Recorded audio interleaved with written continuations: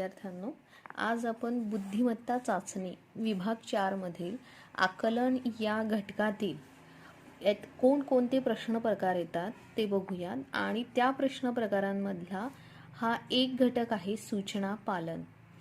त्यामधील आपण आज नमुना काही प्रश्न बघणार आहोत आणि नमुना काही प्रश्न बघितल्यानंतर तुम्हाला व्यवसाय वगैरे दिलेले असतात. त्यातील व्यवसाय 1 तुम्हाला त्या पद्धतीने सोडवायचा आहे. तर आकलन या घटकामध्ये किंवा या प्रश्न प्रकारामध्ये 3 घटक येतात. ते आहेत सूचना पालन, इंग्रजी अक्षरमाला आणि संख्या मालिका. तर त्यातील सूचना पालन हा जो घटक आहे किंवा प्रश्न प्रकार आहे, यामध्ये शब्द, वाक्य किंवा वाक्प्रचार यापैकी एक बाब दिलेली असते. तिचा उपयोग करून मला कोणती कृती करावी ह्याची सूचनाही दिलेली असते आणि ही सूचना समजून तुम्ही उत्तरापर्यंत पोहोचायचं असतं. मग आज आपण सूचना पालन हा घटक शिकणार आहोत किंवा प्रश्न प्रकार हा शिकणार आहोत. तर त्यातील ह्या काही सूचना आहेत. तर ह्या सूचना पालनमध्ये तुम्हाला करायचं काय आहे, नेमकं तुम्हाला करायचं काय आहे, तर अक्षरांपासून अर्थपूर्ण शब्द बनवण्यासाठी, समानार्थी आणि विरुद्धार्थी शब्द माहीत असण्यासाठी तुमचा जो शब्दसंग्रह आहे तो तुम्हाला वाढवणं आवश्यक आहे. त्यासाठी तुम्हाला अवांतर वाचन करावं लागेल.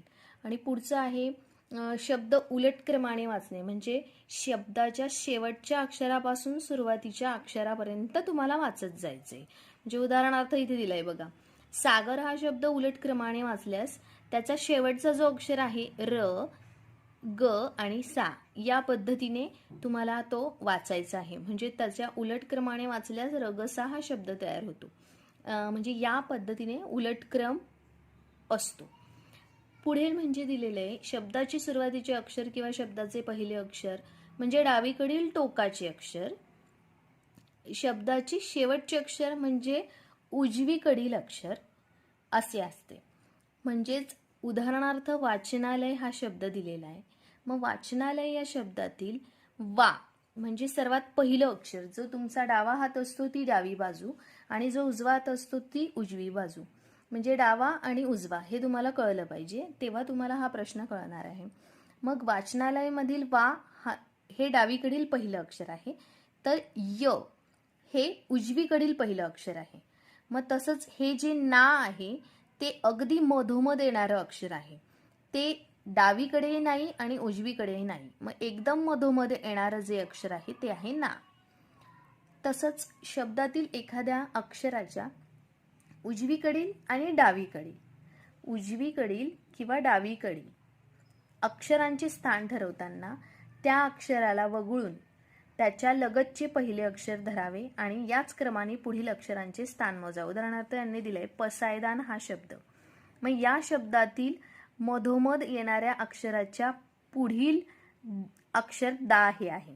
आता इथे एक नमुना प्रश्न आहे. याच पद्धतीचे नमुना प्रश्न तुम्हाला व्यवसायात दिलेले असतात. तर 2-3 प्रश्न मी तुम्हाला समजून देते, त्या पद्धतीने तुम्ही बाकीची व्यवसाय मला सोडवायची आहे. तर यातील पहिला जो प्रश्न आहे, सावरकर या शब्दातील कोणत्या क्रमांकाची अक्षरे घेतल्यास खाली या अर्थाचा विरुद्धार्थी शब्द तयार होईल. आता सावरकर हा शब्द जर आपण लिहिला बोर्डवर, सावरकर, ठीक आहे, सावरकर हा शब्द आपण लिहून घेऊया. आणि विचारलेलं काय आहे की या शब्दातील कोणत्या क्रमांकाची अक्षरे घेतल्यास तुम्हाला खाली या शब्दाच्या विरुद्धार्थी शब्द तुम्हाला तयार होईल. आता खाली या शब्दाचा विरुद्धार्थी शब्द आहे वर. अगोदर तर तुम्हाला सगळे विरुद्धार्थी शब्द माहीत हवे, त्याच्यानंतरच तुम्हाला हा प्रश्न सॉल्व्ह करता येणार आहे.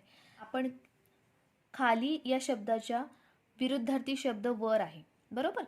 मग आता आपल्याला त्यांनी विचारलेले की या शब्दातील कोणत्या क्रमांकाची अक्षरे घेतल्यास त्याच्या विरुद्धार्थी शब्द तयार होईल. त्याला सर्वात अगोदर क्रमांक ठरवून घ्यावे लागणार आहेत. कोणाचे? शब्दातील अक्षरांचे. म्हणजे सा हा 1 नंबर, त्यानंतर व चा क्रमांक 2, र चा क्रमांक 3, क चा क्रमांक 4 आणि र चा क्रमांक 5. अशा पद्धतीने क्रमांक ठरवून घेतल्यानंतर त्यांनी विचारलेल्या प्रश्नाचं उत्तर आहे वर. मग वर म्हणजे क्रमांक 2 आणि 3 वरील शब्द घेऊन विरुद्धार्थी शब्द तयार होतो. म्हणून पर्यायामध्ये 2 आणि 3 दिलेला आहे 1 नंबरवर, म्हणून पर्याय क्रमांक 1 येणार आहे. बरोबर. आता दुसरा प्रश्न यांनी घेतला आहे की हा म राष्ट्र या अक्षरांपासून तयार होणाऱ्या अर्थपूर्ण शब्दाचे पहिले अक्षर कोणते. अक्षर आपण पहिले लिहून घेऊया. हा, म, रा आणि श्ट्र. ओके. आता आपण हे लिहिलं. ह्याच्यापासून तर सर्वात पहिले अर्थपूर्ण शब्द कोणता तयार होतो ते बघावं लागणार आहे. मग ह्याच्यापासनं बघा, म हा राष्ट्र म्हणजे महाराष्ट्र हा अर्थपूर्ण शब्द इथे तयार होतोय. मग हा शब्द तयार झाल्यावर त्यांनी प्रश्न विचारला आहे की जो अर्थपूर्ण शब्द तयार होणार आहे त्यातील पहिले अक्षर कोणते. याचे पहिले अक्षर आहे म, म्हणून पर्याय क्रमांक आपला जिथे म येणार आहे तो त्याचा पर्याय क्रमांक राहणार आहे उत्तराचा. उत्तरामध्ये पर्याय क्रमांक आहे 2, म्हणून पर्याय क्रमांक 2 ला आपल्याला गोल करावं लागणार आहे. ठीक आहे.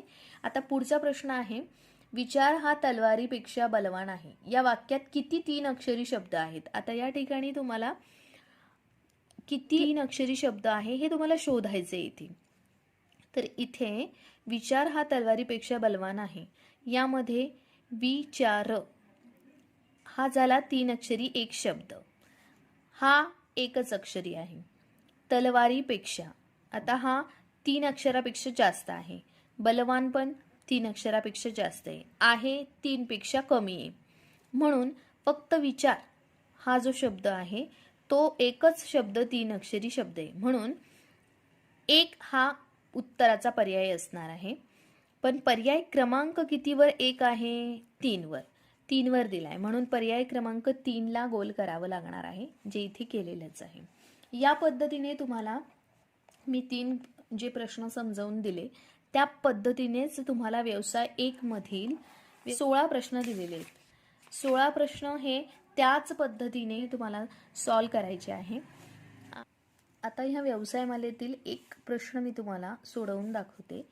त्याच पद्धतीतला हा एक क्वेश्चन आहे. बघा, अजगर हा शब्द उलट क्रमाने लिहिल्यास डावीकडून दुसरे अक्षर कोणते. आता सर्वात अगोदर तुम्हाला अजगर हा शब्द उलट क्रमाने लिहून घ्यावा लागेल, जो आपण इथे लिहिणार आहोत. र, ग, ज आणि अ. आपण उलट क्रमाने लिहिल्यावर र, ग, ज, अ असा येणार आहे.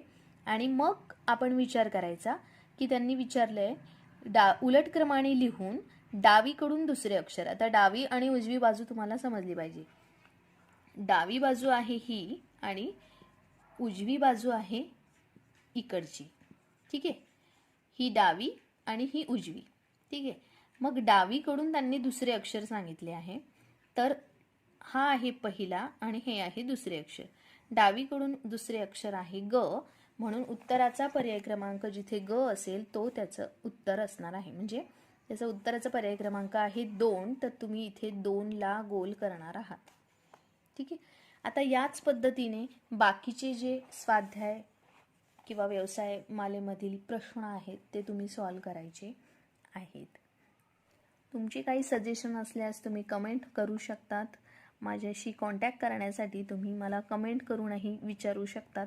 माझ्या चॅनलवर तुम्ही नवीन असाल तर लाईक, शेअर आणि सबस्क्राईब करा. थँक्यू.